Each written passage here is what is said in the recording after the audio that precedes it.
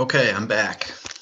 I hope everyone stretched out or did something or kissed their baby or kissed someone. Tony, did you kiss someone? There we go. Everyone received it. There you go, everybody. Okay, so this is our last hour, and before we start, I just want to mention one thing while we have everyone's attention before we get to the end here. Yesterday there was a work bee out at the research station, and the weather was complete shit yesterday. So I'm not sure. I haven't actually asked Ishmael how many people turned out and how much work is left, but I wanted to give Ishmael just a couple of minutes to just kind of follow up on how the work bee went and how much work there is left to do. Ishmael, this is your opportunity to kind of put out another bat signal into the air to try and get people to come back out, maybe next week or something. Yeah, yesterday wasn't the best day to work in the vineyard. So we just finished Riesling and the new wines. We have also a part of vineyard is a 4-year-old wines. I will take care of them. So because they are messy and they are not in a good shape. So it needs more time. So I will take care of the rest of the vineyard. The point is we have a lot of cane there in the floor of the vineyard. So we have to collect them. And I don't know how, is there any machinery that can collect those canes? I need help to collect those canes. And I'm going to make biochar actually. Sweet. So, and also I have an announcement. I'm writing an article about vineyard early practices.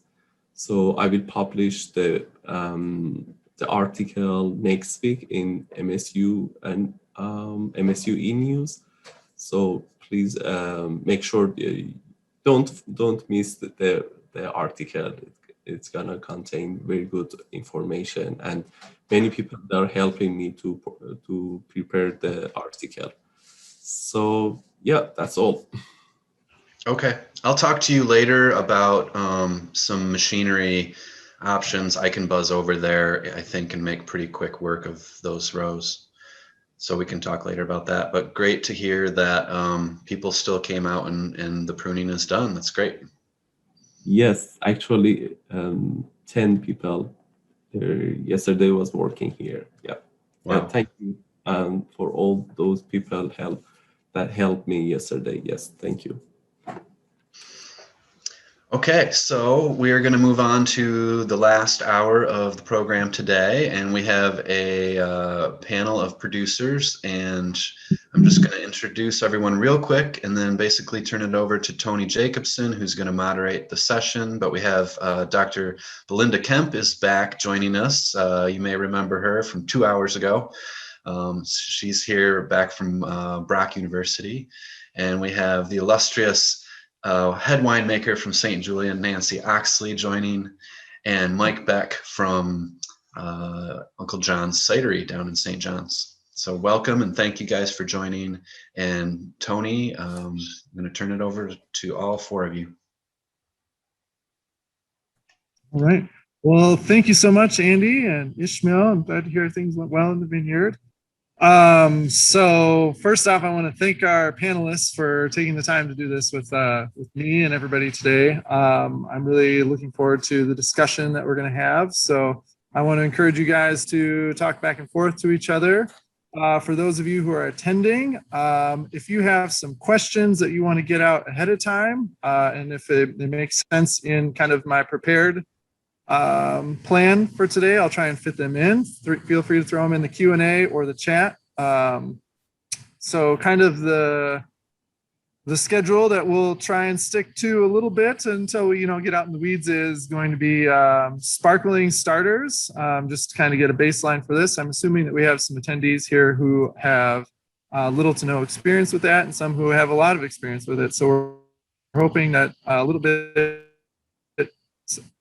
everybody can take something away from this. Next, we'll move into carbonation methods. That's a great, way for people to kind of dip their toes into sparkling before they realize that, re-fermenting is the best way, of course.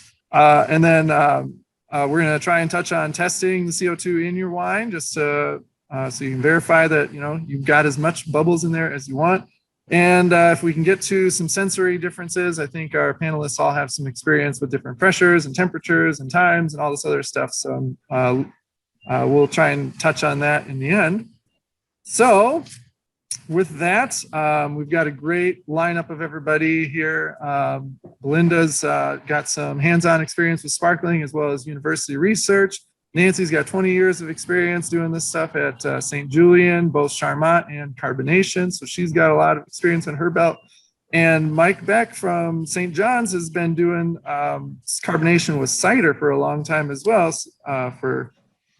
And so I'm really looking forward to everybody's variety of experiences for this. So with that, I kind of want to start off with Belinda here. So I want to start with what is a starter for culture for sparkling, and maybe what are a few key points that winemakers should focus on when they're building cultures or mothers up for maybe some of their first sparklings, or if they're seasoned vets? Okay. Again, like somebody mentioned earlier, it's a massive area and a massive topic. I'm going to try and keep it short. I took note of what the guy said this morning.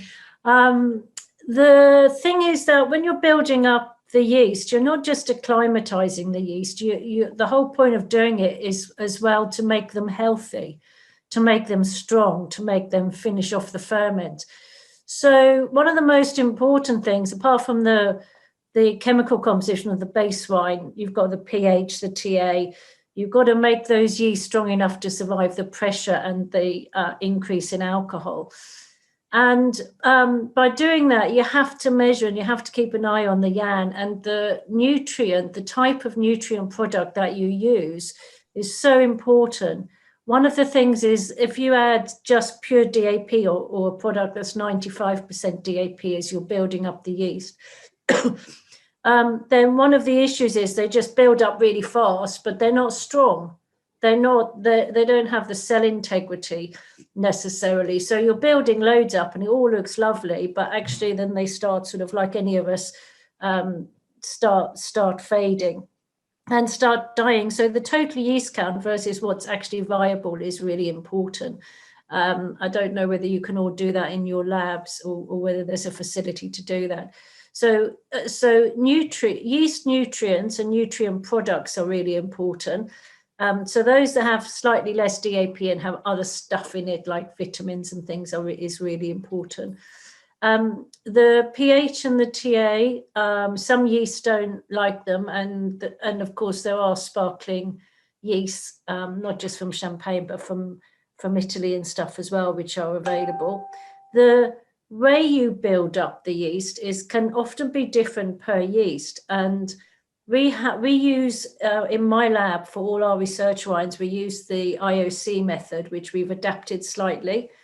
And that's done in 3 stages. So it takes me about 3 to 4 days to get it ready before I inoculate. I have seen other ones that use water, but I don't advise it. It should be the same wine that you're going to bottle that you should use to build up the yeast.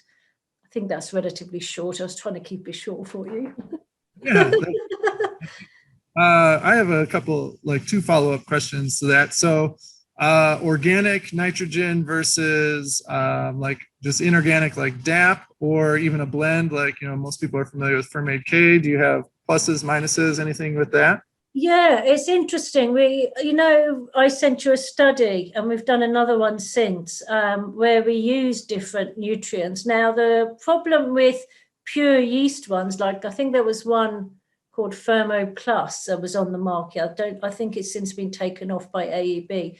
And we use that. And the problem with just using yeast, utterly pure, nothing else but yeast hulls or dead yeast, is that you end up with having to add so much of it to get to the YAN level you need to reach. that actually you end up with a massive amount of yeast leaves when you come to riddling, and that causes all sorts of problems. So that's one thing. Pure organic yeast only based nutrients can be problematic for riddling, disgorging, and gushing actually as well, right at the other end, and difficult to remove them all. There is another product that is 47 or 48% DAP, and then it has loads of vitamins and sterols and all the other stuff in it that the yeast need. And we've been using that a lot, and our Niagara wines, sparkling winemakers, have tended to move over to that. So you've still got some DAP in it, but you haven't got 100%. You're not using pure DAP, or you're not using 95% DAP. You've got everything else, because you want all the amino acids and things for flavor later on during aging. So is that answer quick? Was that quick enough to answer? Yeah, I think that's a good place for people to at least dive into the rabbit hole.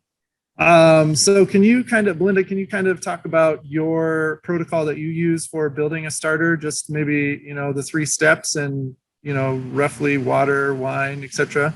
Yeah, the first step, we rehydrate the yeast as you do, just with water. And depending on how much Jan is in the base wine, we sometimes use something like Go Firm, like you were saying, Fermade K. There's a big difference between Go Firm and Fermade K, though. And Fermade K makes it go too fast. That was what we found when we've been doing our trials. Whereas Go Firm is just chock full of amino acids and no DAP at all. So it's really, the yeast are really happy, actually, because just for the rehydration stage. And that's the same amount of yeast to Go Firm we use. Then the next stage is adding the liqueur, which we use a 500 gram per litre sugar in the base wine, and then the base wine without all the added sugar. And we add different amounts of that. So the second stage would be more of the sugar one, the liqueur, but still with the base wine. And then stage 3 is the next. Is the final one, where now you're adding more of the base wine and less of the sugar one. And that's kind of based on the yeast one, the IOC 2007 yeast and the IOC yeast that they use. And it works really, really well for us. Don't know what else to say about that. I mean, I sent you a study which you're aware of, that we specifically focused on that aspect of yeast buildup. So I'm happy for you to share that with anybody. And our exact protocol of what we did and how we do it is in there. So yeah, it was a good study. I read through it, and it was very interesting to see how in the data that rehydrating with Go Firm made a really big difference, but pairing with DAP also then really helped in the rehydration. So, or in the starter culture. Nancie, I would like to see if I can pick your brain a little bit on like your starter protocol. If you have like any details that you can share with that for your Charmat method production. Honestly, we do very similar to what Belinda was saying, that we definitely rehydrate the yeast. We utilize Go Firm and that same yeast versus Go Firm ratio. Depending on what our YAN numbers look like, we sometimes will do just DAP or also add superfood to kind of get that starter going. And we do it in that same process as well, that we wouldn't just add the yeast to essentially the starter. We kind of start feeding it, and ours takes 3 to 4 days depending on what the finished sparkling wine is going to be. So whether it's going to have a larger load of a residual in the final product or not. Cool. So one big question that kind of circulates around here is YAN. So it sounds like you're measuring your YAN before you even get your mother culture going. What's your kind of target there? How much do you add? And yeah, how much do you expect the yeast to consume? Usually gosh, I would have to pull some numbers from this last time that we did it, but usually we only have to add around 25 to 50 parts if we're doing it in addition to it. Okay, 25 to 50 parts, and that's it. In culture or in the base wine for the fermentation? I'm sorry, say that again. You cut out. In the starter culture or in the Yeah, base? in the starter culture. Okay. And then Belinda, sounds like you have maybe something to add to that. Yeah, in the work we do and in the study, I know that you get, in line with what Nancie's just saying, we use any sparkling wine with the low temperature ferment is going to use only between 20 and 30 ppm of yan.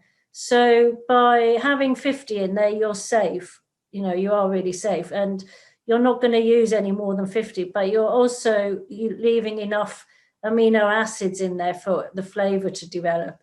The other thing is that I forgot to mention is we make our tirages, we make our cultures specifically at low temperatures because we want to bottle them at the same temperature as the wine. So it's all temperature related. So it's all about low and slow because we want a low, slow second fermentation. So we usually, in line with other studies and things and other wineries, our wines take up in bottle about 8 weeks on average to ferment.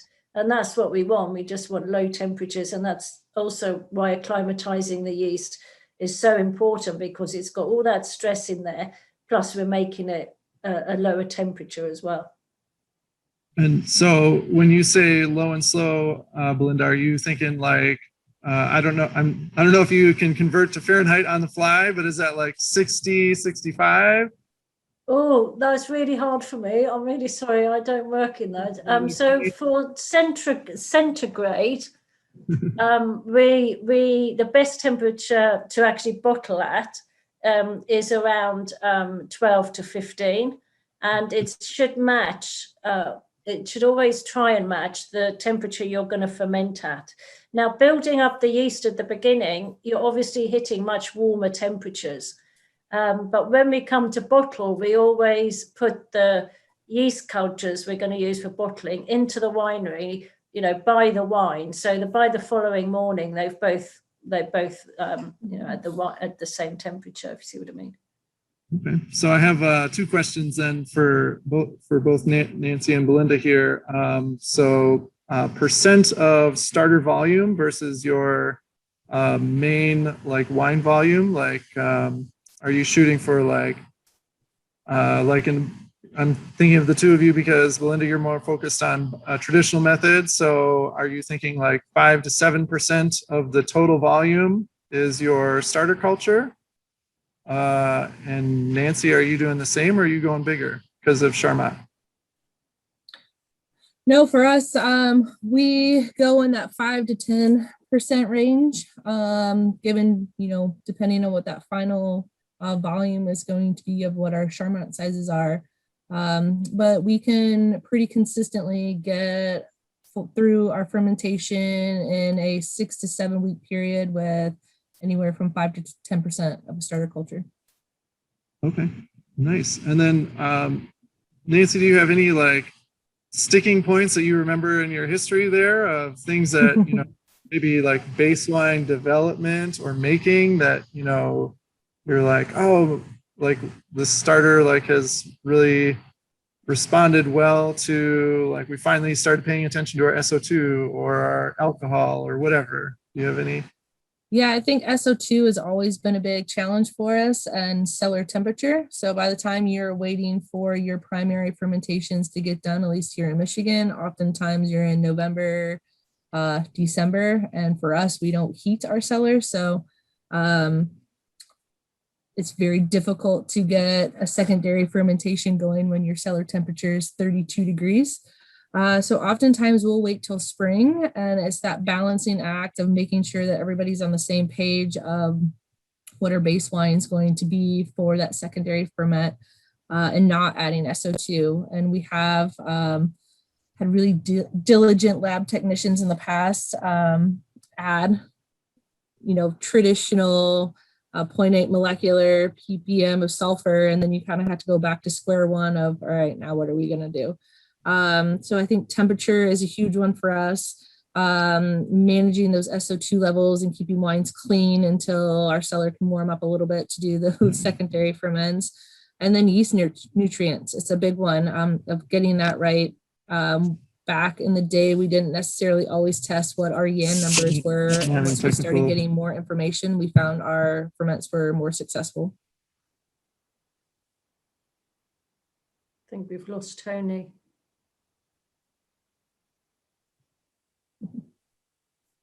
Yeah, I think we've lost Tony for a moment. And Andy's, yeah. Uh-oh. Well, I can't help in this department. So hopefully he'll just try to reconnect. I can tell you something, just to jump in for a sec, going on from what Nancie was just saying. A couple of years ago, I had calls from two different sparkling winemakers who, after two years of bottle aging, opened their bottles and they hadn't fermented, and in two different wineries. And it turned out that what had happened was they were so busy worrying about the yeast and doing the yeast, they never put any sugar into the base wine. And because of not checking that the ferment was going on, it wasn't until 2 years later, the wines had just been on lees in the bottle, that they got open, they put them into the tank and had to rebottle them, but they released them a year later, and they're the wines that made all the awards, won all the awards, because that yeast autolysis added so much complexity and mouthfeel and stuff to it, and flavor. And they're still winning awards. The thing is that I did laugh at, and I still laugh at, is that one of the winemakers is from Champagne, and the other one's another French chap. So I did laugh a lot, and I do tell that story, bless them. But it's interesting because, as Nancie was saying, it's a time when there's so much to think about, and we spend so much time babysitting the yeast and keeping an eye on what's going on and what sugar levels they're getting to. Sometimes we're not so careful of what's happening. It's easy for people new to it to spend more time on the actual yeast and yeast build-up than preparing the base wine sometimes for it. So I would agree with that. Mike, are there cider producers that are doing any Charmat or Method Champenois, secondary ferment in the bottle or in the tank, experimenting with that? I've always wondered, what that might add to a cider. I know it would be more expensive, but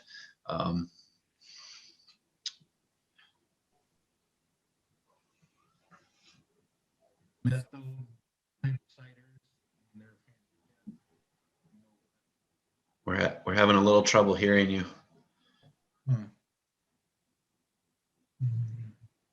But you're not muted. I don't know. Perhaps try turning up your volume on your computer.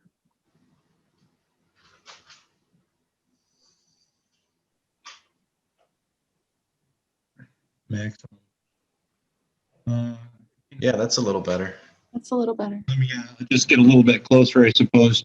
Eve Cidery in New York, Trumansburg, New York, I think, is somewhere in the Finger Lakes. Makes some great method ciders. Commercially in the market, you'll see some ciders like some of the French ciders. They're somewhat of a bottle condition cider. And some of those are even what they call key, which is, if you want to take a deep dive into cider, it's just basically you're starving a fermentation to keep some residual sugars, and then at the end they kind of let them bottle condition a little bit. But nothing I've tried to do, so I'm kind of learning more from this for the session than have offered. Right, it's mostly carbonation. Correct. Tony's maybe making his way back. Hey, can you hear me okay?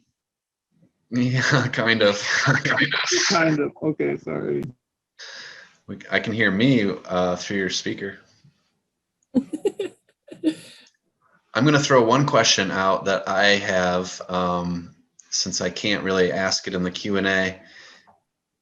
What, with carbonating sparkling wines, I'm wondering if, maybe you guys could talk about, for first timers or somewhat green people that are trying that out, is there a certain amount of time that you need to hold it at pressure before you can it?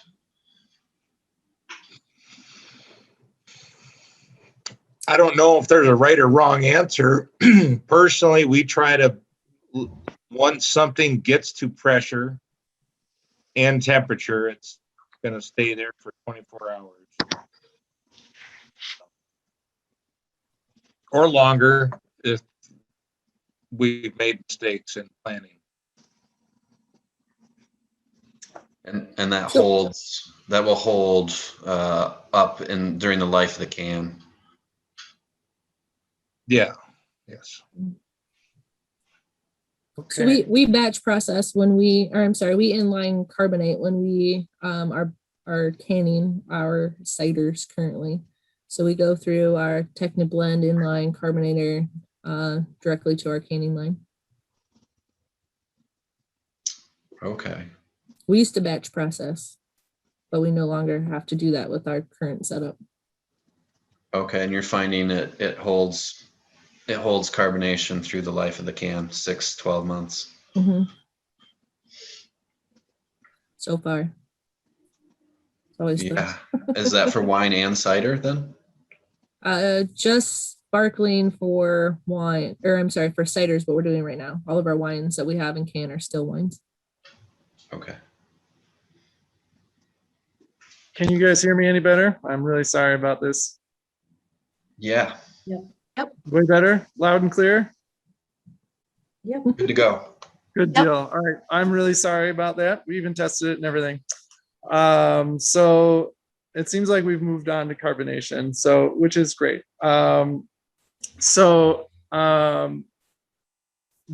If I missed it, Mike, can you describe like your carbonation process? Like, can you tell us like how you determine like your set points of regulators and maybe like how you figure out your goal of where you want your final amount of bubbles to be? Yeah.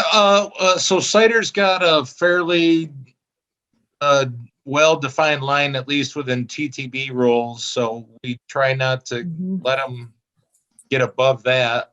And we found that at least around 22 to 25 PSI on our regulator, and around 33 degrees temperature will get us close to that desired amount for canning cider. And then once that regulator's dialed in, we very rarely move it. There's some people that I know that when they can or bottle, they like to start low and move it up to that pressure. They claim they get a smaller bubble. I don't know if that's true. I've tried both ways, and I don't know if there's really a difference. So do you have like a particular volume of CO2 that you're shooting for, or grams per liter or something like that? Or how do you determine your final endpoint? Grams per liter of 0.392 volumes or whatever it is. It's the back time, what we call in cider. It ends up being just shy of 2 volumes. It's like 1.96 volumes for what cider can be. Thank you. Okay. All right. So then like, do you like use like a fancy formula, or is it kind of time and tested? Like, have you like figured out like one thing you read about like carbonation stones that you put in, like they have like your breakthrough pressure and, volume of liquid over your stone and stuff, or do you got kind of something that works and you're good with it? Well, you know, there's a magazine called Zymergy had a great article about kegging beer and adding, you know, forced pressure. And I kind of went off of that, and then to find out it's really just a Zaman Nagel chart all along that I've been looking at in a different magazine. So I was shooting for that 1.9 volumes essentially, based on time or temperature and pressure. Okay. And so for everybody who doesn't know, just look up a volumes chart on Google. You can look under images and you can find all kinds of them. And they're essential for adding carbonation and figuring out where you're going. So Nancie carbonates quite a bit differently than that. I'd love to hear like her take on her history with carbonation and like, you know, the different tools that she's used over the years. Gosh, when I started here 20 years ago, we had a dinosaur carbo cooler that we used to have to batch process. So we would take, and most of our carbonation was taking place on sparkling grape juices or other fruit juices that we were doing here at St. Julian. So 20 years ago, we were doing, I don't know, 150,000 cases of juice. Now we do less than 50. So, but it's still part of our portfolio. So we used to batch process into Charmat tanks, hold it for 24 hours, and then bottle back out. Now we have a newer inline carbonator that we're essentially injecting CO2 into a stream of juice as we go to our bottling line. We also do the same thing for wines. So instead of doing a traditional, you know, Charmat method, we do also art carb or forced carbonate wines for customers as well. And it's the same process. You're literally dosing in a dialed in amount of CO2, whether it's cider, wine, or juice, to get that end result of however many volumes that you want on the back end. Okay. And then so for someone getting started with either of these processes, like can they just pick up a CO2 cylinder from the, you know, the gas supply store, or should they get something a little bit heavier duty? We do enough for us that we have a bulk tank on site that we have CO2 delivered. But it's been a hot topic right now, at least for carbonation. We have a lot of force majeures coming in, and there hasn't been the availability for us, at least here in Michigan and Southwest, of what we could usually call and we would have delivery in the next day. Oftentimes right now we're about 3 to 4 weeks out. So a lot more planning. Oh yeah, that's quite a bit different from us. We get CO2 delivered pretty regularly and we're a week out or so. So lucky us, I guess. Right? Yeah. So what temperatures, like Mike, what temperatures are you usually carbonating at? Well, usually quite cold. 33 degrees. Sorry, very cold. 33 degrees. 33 degrees. And really, the process is quicker. The uptake's a lot quicker. But more importantly, we our process of canning is, I guess you call it open. oh no.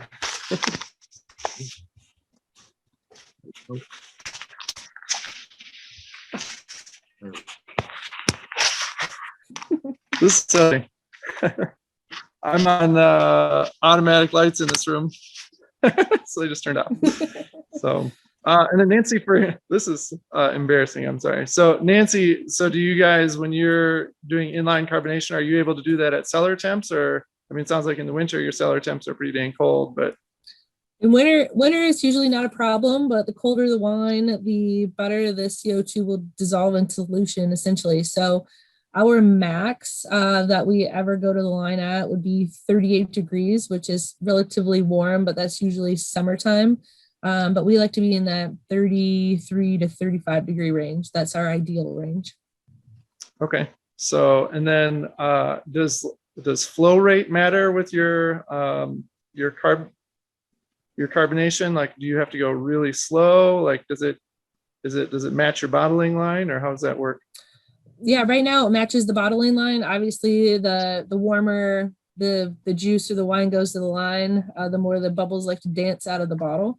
So by keeping everything at that 33, 35 degree temperature, our flow rates currently match what our bottling line speeds are. And we're doing, I don't know what we run, 2,000 cases a day. So we are at 60 to 70 bottles a minute.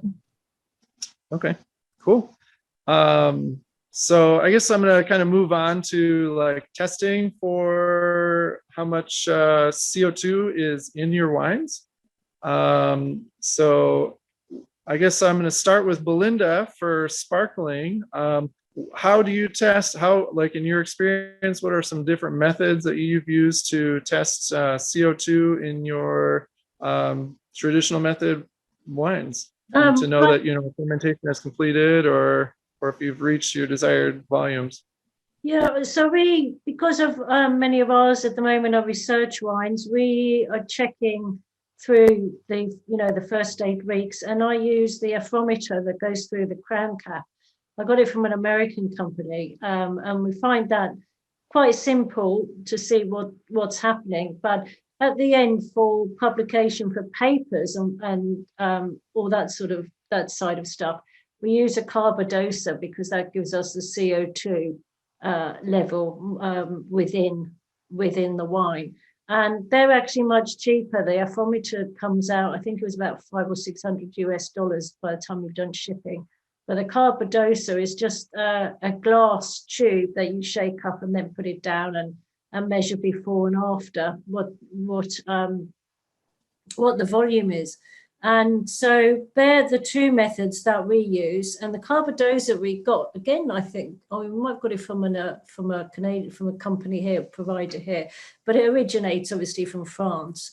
And it's just a little plastic case, like carrying around a turbidity meter or something. So both of those methods are cheap. Excuse me. Both of those are relatively cheap, certainly from my point of view, from the research side, and both really easy to use. So that's what we do. I don't know about others. Opening and drinking would be another one, but yeah. Would you say they're pretty essential for making? I do. I mean, yeah, certainly for our side, and certainly for testing things like bottle variation. Because that happens so much with us with traditional method wines, because each is an individual fermentation, but it's a really quick and easy way to keep an eye on things and see what's going on. And the minimum number of bottles I always test are 3 in different batches, but in commercial wineries we used to open about at Nightingale we used to open about 10, but I'm not sure what they do over there now. Okay. And then Nancie, you have a couple of different methods that you've used in the past. You've used like the Zamenhof, you said, but you've also got one of these a new dinosaurs. piece of gear. Yeah. So currently we use a Zamenhof on our line, and we usually check 3 different bottles coming off that we try. Right when we go down, we'll check pressure. Then our lab runs about a battery of analysis, and they go back and check it again. So it's usually around 15, 20 minutes apart from each other just to confirm what's going to the line is consistent. But we are we're submitting a purchase order for one of the new Anton Par multiple volume expansion methods for testing CO2 in wine, just to have a more consistency moving forward. They're definitely more pricey than the traditional, these I think run, I don't know what, we haven't even bought a new one and I can't even tell you how many years. I'm guessing they're around $500. The unit from Anton Par that we're looking at, I just pulled up the purchase order, it's about $25,000. So for us, for the volume of wines that we're producing for other people that are sparkling, as well as cider, and yeah, needed for us. So the Zam and Nagel thing, we just bought one that's like we can do tank samples, and I think we spent a little over $1,000 for it, just for reference nice. for everybody out there. The price has gone up since maybe yours was made, and so the Zam, for everybody who doesn't know, like you pull your sample and then you shake it a whole bunch, Mhm. and yeah. So that, so And- This is an that, old one. I don't know if this one. So for us, we use this for putting a bottle in here, piercing the top, and then you shake the heck out of it until your pressure stabilizes, and then between temperature and pressure, you get what your volumes are. And that pierces a crown, not a cork, right? Yeah, so we it'll do cans for us, it'll do crowns, of course, and we do screw caps on our sparkling. So Okay. the ROPPs, so we can test all of our that way as well. the same principle as the Carbodosa, very similar, but the Carbodosa could also do cans and things like that. But yeah, that's just similar. What's the word? Same principle. Same principle. Yeah. And then, so, you know, if you're just starting off, like using time at pressure and temperature, you know, if you're doing like batch production, like Mike is doing, that's close enough for just getting started typically. I guess the last part that I kind of want to talk about here in our group before we open it up to some questions is kind of some sensory stuff. I do have this like nagging feeling my light's going to turn off on me again. So if I disappear, I promise I'll come back. So I know the three of you all have different experiences with either trialing or erroring or whatever on different sensory aspects of bubbles in your wine. So I kind of want to start with Mike. I don't know, have you like amount of time it takes to carb something, or like some variables that you've tried to affect bubble quality, like, you know, anything really, and just to see if you've got any experience there. I think one of the things I experimented with is just the quality of the stone. I mean, you buy cheaper carbonation stones for tanks. I think some of those better ones make you a finer bubble. No, a longer stone gives you a much quicker it's your product that can finish quicker. As far as yeah, my favorite concern is just trying to stay under that line, because cider ends up being packed like champagne. We go above that essentially volumes. So that's our kind of our bigger concern. Okay. Is trying to stay out of that higher back and get as much bubble as you can, just because we're so limited. All right, thanks, Mike. So then Nancie, like you've got, you know, since you're making carbonation versus Charmat right in-house there, maybe you can speak a little bit to that, but also if you have any variations that you've variables that you've affected, like bubble quality. I'm really interested to hear, especially carb versus Charmat. I think temperature is a huge thing in terms of bubble. Charmat bubbles for us tend to be a little bit smaller, not as tiny as what you would do traditional method in the bottle, but definitely smaller than when you're carbonating. I think the final sugar level and how dense the actual product is going into the bottle also potentially can have a difference. But for us, the warmer the wine or the juice, the larger the bubbles and the less incorporated essentially into the final product that we see. So for us, it's definitely temperature driven to make sure that, you know, the dissolved CO2 is staying in the liquid in the long term. Okay, cool. So do you think like your temperature is affected mostly in carbonation for the smaller bubble, or do you think even for Charmat, like fermentation temperature? I think Charmat's a little bit easier in a sense that once you get that fermentation rolling, we have a low, slow, steady fermentation. So it's pretty consistent. When we do carbonation, depending on what our cellar temperature is and what the bottling line room is, I think there's more variability and risk of less consistency with forced carbonation for us. Okay.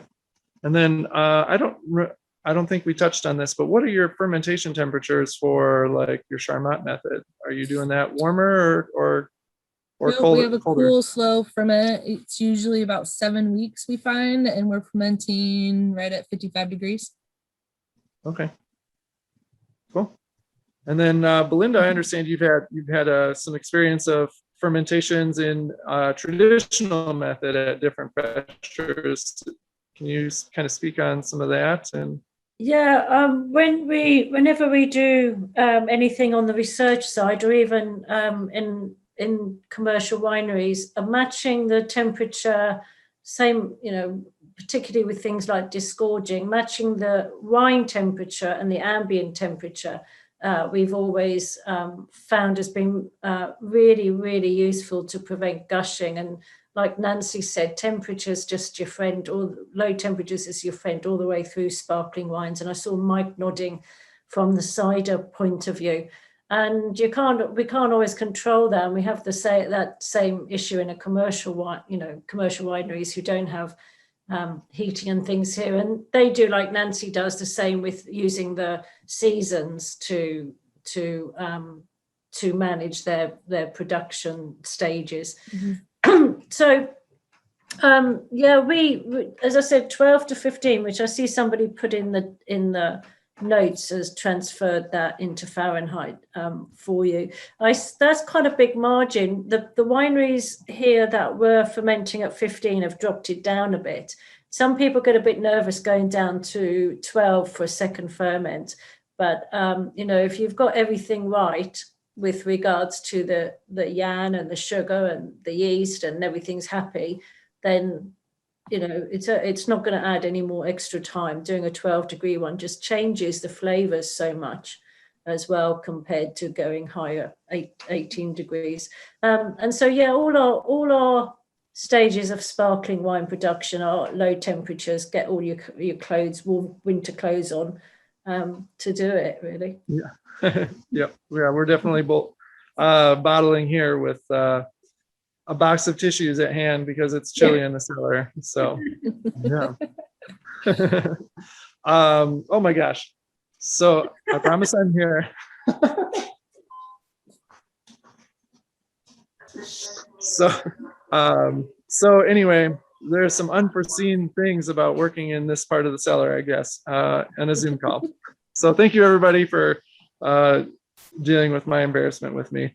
So one question that we have been kind of kicking around here a little bit recently, kind of going back to second fermentation, the starter culture for the second fermentation, is how much sugar should be left in your starter culture before you add it, to your base wine for that second ferment. If you have too little sugar, your yeast kind of start to die off. So there's got to be a happy medium. I'd like to hear if both Belinda, what your experience is, and Nancie, what you've got. 24 grams per liter of sugar in the base wine is going to give you 1.5% percent alcohol lift, going to raise it by that. But we also found that can also increase bottle variability slightly. And when we dropped it down, I know it sounds ridiculous just by 1 gram per liter, when we dropped it down to 23 grams per liter, just that dropping it down that little bit made a difference. What we also worked with a winery on is they actually did a trial on their Blanc de Blanc, on their Chardonnay. And they did tastings of different sugar levels, and the 22 grams per liter was really popular, but it turned out that for their wine style, the 20 grams per litre of sugar was the one that tamed the bubbles a little bit. Do you know what I mean? It wasn't so much CO2, which was actually preferable to their house style. So between 20 and 23, which doesn't quite kind of help people much, and it's something, it's a little trial, but not going to the full 24 grams per litre to get 1.5% alcohol can sometimes benefit some wines, particularly some aromatic wines that you want to be a little bit softer, that haven't been lying around aging for half a decade or whatever the case may be. So the 22 gram per litre, 23 grams per litre can actually be more beneficial than going higher, depending on the wine. Does that answer your question? Yep, that's a part of the question. Another part, I guess, was like in your starter culture, before you marry that with your base wine to go into the bottle or in the tank. What's your like specific gravity or bricks that you're shooting for to finish there too? So I using the champagne methods. We always bottle around. Our target is 1.0. 1.010. Now, other than babysitting and steeping with it, it is going to do its own thing. So it can drop down a bit lower, or it's not so happy and it just stays at 0.0112 or 15. So we also do yeast counts and things, and that's almost a better way sometimes to check, because every wine's different. But we've bottled a 0.998 and it's been happy as a sandboy, and it's completely and utterly fermented. And other times we've bottled because it's not moving very fast, and on a commercial place you've got everybody in to bottle, and you have what do you do, put it off for another day and pay everyone to come in the next day, or whatever the case may be from a practical point of view. And so we've bottled a little bit higher. And again, both of those will affect the final wine, but we can't always go off what the tirage is doing as much as we possibly, we try to as much as we can, but there's going to be times when we're going to be slightly higher than our target or slightly lower than our target. That's okay. So it's just kind of a matter of what nature gives you sometimes when it comes to bottling day. Yeah, well, you don't want to go high. If you bottled at 1.03, which is what is the specific gravity target area, SG, for the second stage, if we bottled then it's just going to go bananas and it's too high. So taking it down to that level of 0.020 specific gravity lower does make such a huge difference. And tames it a little bit and helps those yeast to prepare a little bit more, because that final stage is obviously all to do with really strengthening the yeast more than anything. Okay. And then Nancie, do you have do you have experience on that end as well with this topic? No, we don't honestly do a whole heck of a lot of measuring. Ours is more, we definitely want to see a bricks drop in what our starter is going to be, but we don't have any sort of specific number that we're looking for. Ours is more the fact that, is it rolling or is it not? And can we start acclimating our starter? Okay. Are you guys using... We're not so scientific, I guess, on that end. That's all right. Are you guys using cell counting or anything like that? Nope. We don't. Nope. All right. Excellent. Maybe someday when we grow up, we will. But right now it's working for us. So. All right. That's fair. That's fair. Well, cool. Well, I would like to open this up to some questions from the peanut gallery with us. I would love to take anything from anybody. I actually would like some help with some questions. I had to switch to my phone due to, as you guys are all aware, of my technical issues. If someone can help me read some questions, that would be great. There are none in the Q&A box yet. None. We've Are answered them there- all. Are there more than 5 people here? So I kind of have perhaps a dumb question, but Bring it on.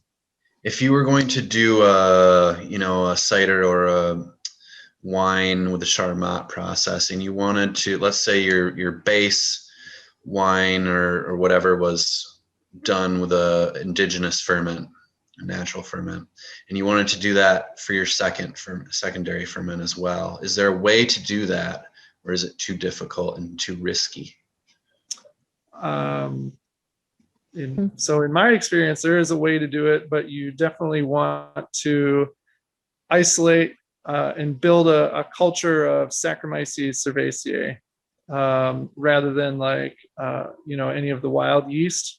And so there are different methods to doing this, and I've heard of some people actually get a starter going out in the wild, out in the vineyard, and they let that go until you pick like 2 or 3 lugs, get it fermenting in the vineyard naturally, and then you got to make sure that alcohol gets up above 6 or 7%, because that's where your wild like stuff that makes things go funky starts dying off, and that is your starter that you can use, and you can kind of continue to feed with water and sugar if your harvests don't line up to pitch into your base wine to get that to ferment again. So that's kind of like a pet nat style that I know of. I don't know if that answers totally what you're talking about, and maybe Belinda or Nancie or even Mike have something to say about fermenting naturally.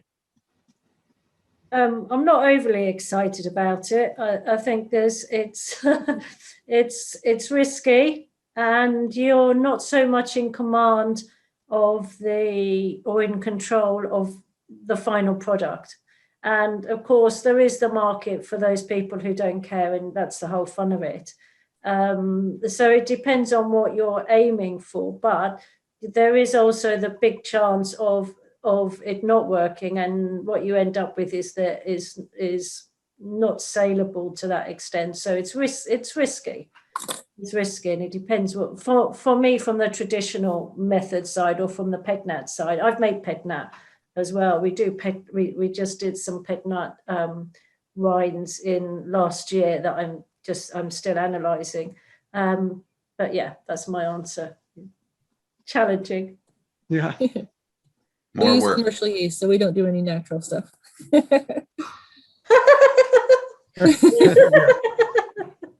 I have a question for you. I'm not enologist, but sometimes I'm thinking how we can add bentonite for secondary fermentation. As far as I know, we need to add a little bit bentonite to fermentation, to have fermentation in bottle.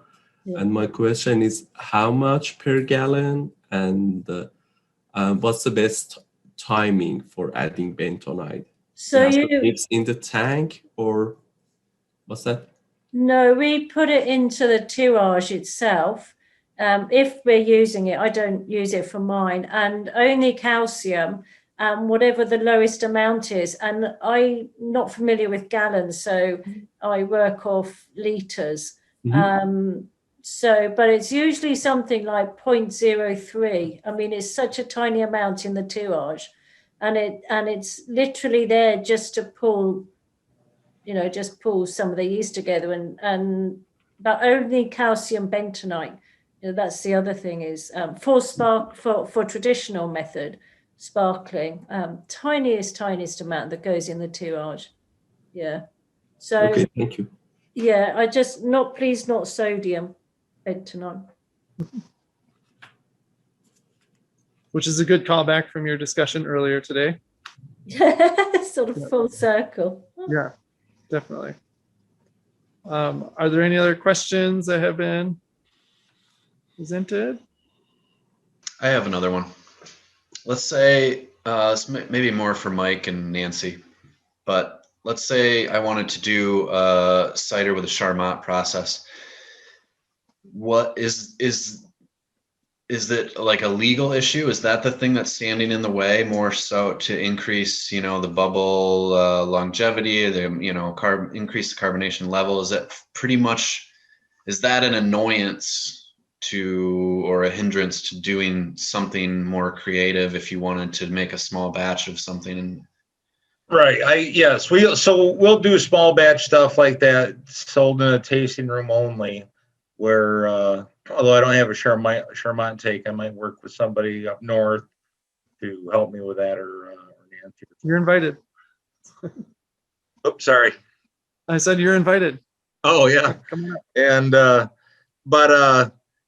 yeah, I mean, just because cider tends market wise get grouped into those cheaper things, it's more on draft and then a fancy champagne glass. So it's more of just trying to if you do a cider like that, it needs to be presented in a way where you can command the dollar to help you pay for the taxes that are involved as well. So you can do it, it's just that you'll be taxed, you'll get bumped up a bracket. Correct.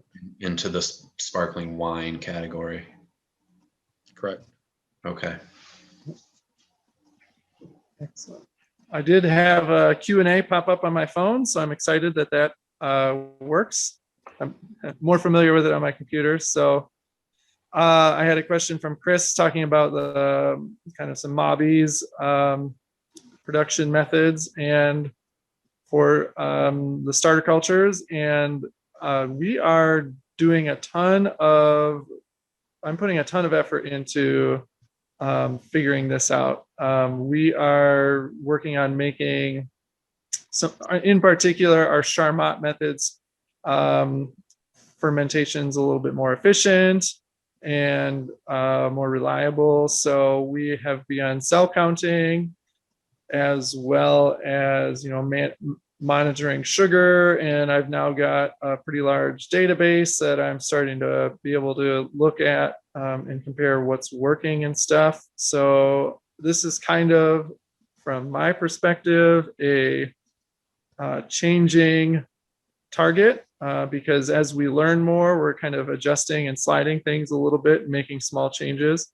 And so the goal is about 60 to 80 million cells per milliliter, managing with the hemocytometer and the microscope. And we're trying to kind of figure out that sweet spot in sugar. We as kind of Belinda said, the schedule says it's going in this day and we got to work with that, but we can control that with temperature and quantity of yeast. So we're working on that as well. So we still have the base method that Larry started that we're kind of working off of and we're building from to make better fermentations. So that's kind of the answer to that one. Our traditional method stuff, we know that we've got a lot of time, and so we're not as worried about turning those over because they're going to sit in the bottle for a year. So if it takes 8 weeks to ferment, no big deal. But I want our Charmat ones to not take that long so that we have a little bit better turnover in the winery to keep cranking out good bubs for Michigan. So, and I think that's, anybody else has any other questions? Otherwise, I want to say thank you to everyone who has dealt with my technical issues. And this has been a great discussion. Belinda, Nancie, and Mike, I really appreciate you guys taking time to hang out with me and the rest of us here at P45 to have this chat this afternoon. It's been great. My pleasure. Thank you for inviting me as well. Thank you very much. You're welcome. All right. Well, with that, Andy, let's turn it over to you and you can wrap things up if you want. Yeah, that's pretty much it. Thank you again. Tony represents P45 just as much as I do. So again, thank you guys, and come visit us someday. Maybe we'll visit Ontario someday, someday soon, maybe. All right. You're welcome, and hopefully once this is all sorted out, we'll have the International Cool Climate Wine Symposium will eventually happen, but it keeps being put off. It should have happened last year. So at the moment it stands for July 2022. So might end up the following year the way things are going over here. Sorry, Right. I would That'd be fun. like to go to that. I'll keep Yep. you in the loop. I'll send you some stuff when we know. All right, great. Well, thank you everyone for attending. Yep, and thanks to Ishmael and Annette for setting up the webinar and kind of helping with technical issues. There's Annette in the background. We want to extend a big thank you to MSU Extension for helping host and helping get all the things together. Annette does a lot of that for us, and because we don't know how and we're not good at it, and she is. And she also, I believe, has recorded the sessions, so we will post those on our website so that people can, if somebody, your friend missed it and you want to share it with them, just point them towards the website, and they're on our YouTube channel, or they will be soon. So thanks everybody. Have a good Friday. Have a good weekend. Thank you, Andy, for providing this amazing kickoff meeting. We learned a lot. Thank you so much. Thank you, Annette. Yep.